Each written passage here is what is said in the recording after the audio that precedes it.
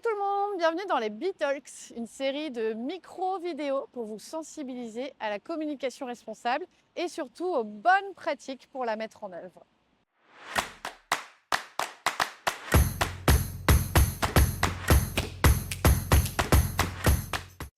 Hello tout le monde.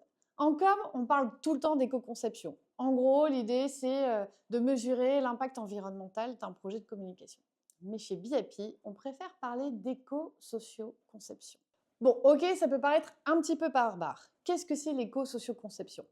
En gros, c'est penser à un projet de communication, donc un flyer, un site web, un événement, une campagne de communication, en mesurant l'impact environnemental, mais aussi sociétal. Et ça, c'est important.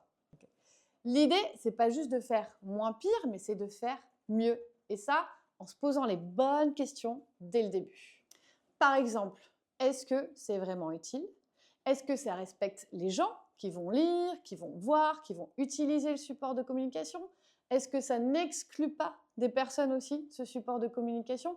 Ou peut-être, est-ce que ça pourrait être juste penser autrement, à travers un autre support beaucoup moins polluant, beaucoup plus respectueux de l'environnement et surtout qui inclut tout le monde?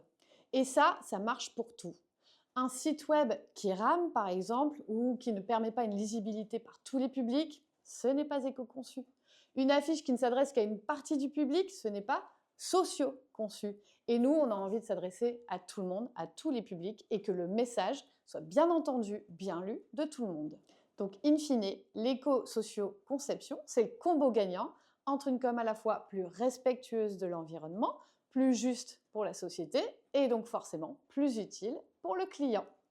Et vous alors, est-ce que vous avez déjà réfléchi à une méthode à mettre en place dès le brief de communication? Alors si vous êtes dans la com et que le sujet vous intéresse, sachez qu'on organise des webinars et vous pouvez vous inscrire en cliquant sur le lien en légende. Dans les prochaines vidéos, je vous explique comment on peut le mettre en pratique et très facilement.